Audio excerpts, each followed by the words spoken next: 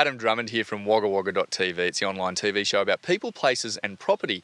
And those who've been watching Wagga Wagga TV will know that I love unearthing local talent. People that have gone on to bigger and brighter things elsewhere. And today I'm joined by an author, someone who's just been published and launched her first book, and she's now done a 2-book deal with her publisher. It's none other than Gabrielle Tozer. Gabrielle, thanks for coming on the show. It's my pleasure. Thanks for having me, Adam. Now we're sitting here at Lake Albert, and there's a very good reason that I've chosen Lake Albert. It's because you grew up here. Whereabouts did you go to school, and what did you do as a kid? I grew up in Lake Albert, just like you said. I went to Lake Albert Primary School, which is just over there. I went to Kringle High School, and I basically spent my childhood writing, doing ballet, playing the piano, playing in the sun, enjoying the lake. So it's really nice to be back. And what was your first job in Wagga Wagga? Oh, I still think about it. It's up there as one of the top 5 jobs of all time. I was a video store chick. I love it. Video store, Civic Video. I did that since I was 14 till I was about 18 or 19, so it was great. So how long ago is that? What year was it when you were at Civic Video? Oh, let me think. That's testing the memory. I was in year 9 when it started, so 1999. And what was your favourite movie to hand out over the counter? Oh, there was some interesting ones. The answer's Braveheart. Yeah, anyway, right. now you've gone into the world of publishing, and in particular some of the best known young women's magazines in Australia, I'll put them at. Where have you worked, and how did you get into the publishing industry? Oh, look, so this is going to make me feel old listing all the places that I've worked at over the last 10 years, but I've worked at Dolly, Cosmo, freelancing for places like Girlfriend magazine or websites like mamamia.com.au. The way I got into it is I studied journalism and creative writing in Canberra at the University of Canberra, and did a whole lot of work experience in internships, and then just somehow trick someone into hiring me. So let's talk about that, because you were an intern, and now your first book, which has just been published, I think it was launched about 2 weeks ago, is called The Intern. When I think of intern and I think of this type of industry, the first thing that springs to mind is Meryl Streep and Anne Hathaway in The Devil Wears Prada. How similar is that as an intern in the publishing industry here in Australia, I should say?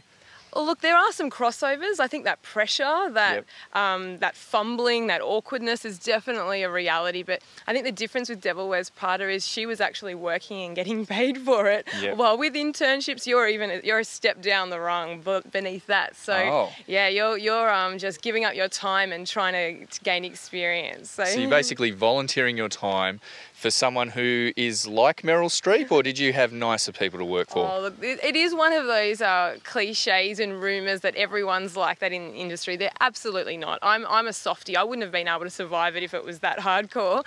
Though you do hear stories about certain people, but thank God, I was luckier than that. So you haven't crossed them. You haven't come across them. I haven't crossed them, yeah. So how much of it, obviously I'm assuming a fair bit of this fumbling around and awkwardness, which is part of the book, is autobiographical. Is the whole thing autobiographical, or have you put some fiction in there as well? Look, my life's definitely not interesting enough to make this a memoir. But look, there's a lot of me in there. Like the main character, Josie Browning, she's not me, but I'm saying she's a big part of me. There's a lot of crossovers. I've had people say, I've noticed you're saying some similar things, and we both love Hawaiian pizza. We both have terrible taste in shoes. We don't know how to apply makeup properly.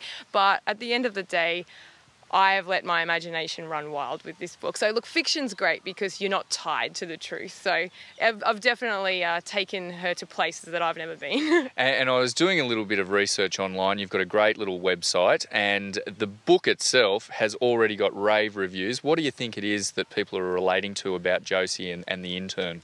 What I've been getting told, the feedback is that they're finding her really relatable and lovable and funny, and that they're enjoying that awkwardness. And I think it's taking people back to when they were 17 and not quite sure whether that guy liked them or whether they were going to get the dream job. And that was a goal of mine. I really wanted to write the underdog. I wanted to write the person that we could all relate to, as opposed to someone really aspirational and out of our league. So I'm glad that they're getting what I was trying to do. It's warming the old heart, I must admit.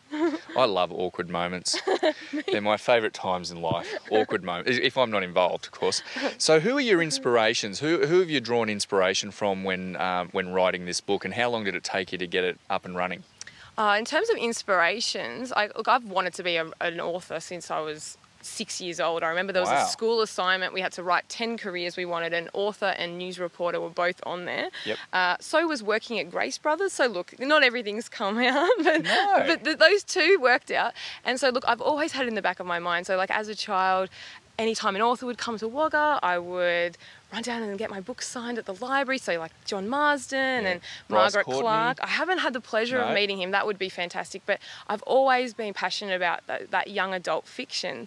So I've always kind of carried that. And in terms of inspiration, obviously my own experiences, and I felt that was a natural place to start for my first book, Ease In, Write What You Know. But the rest of it is just funny moments. And you're saying you love awkward moments. Yep. I actually do love awkward moments, even when I am involved, because now I think I'll put that in a book. Yeah. So if something terrible happened, I'll be ashamed for about 10 seconds, then I think this could go in the next book. Oh, I reckon so. I mean, we had an awkward moment just a moment ago because we wanted to sit at this table and chairs, and you told that young kid that was sitting here to head off because you were just about to be interviewed. That was awkward. Now Poor you're being awkward. Now tell me something. I'm very, very intrigued by this. You've got a white cover for the Intern. You've got a black cover for the Intern. You get to choose which one when you go into a bookstore that you want.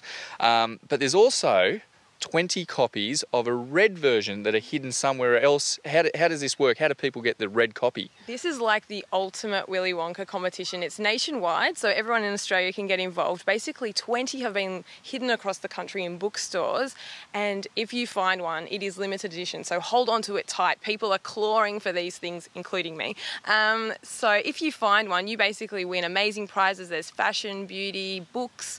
Then you can go into the draw to win a Kate Spade bag as well as a iPod. So look, it's worth looking around, and it's open till March. So they're going to be popping up over the next couple of months. So it's exciting. I love games like that. Now you've got the white cover and the black cover, and my favourite is the white cover. But apparently there's been a fair bit of discussion online about which one's the best. Which one's been the most popular?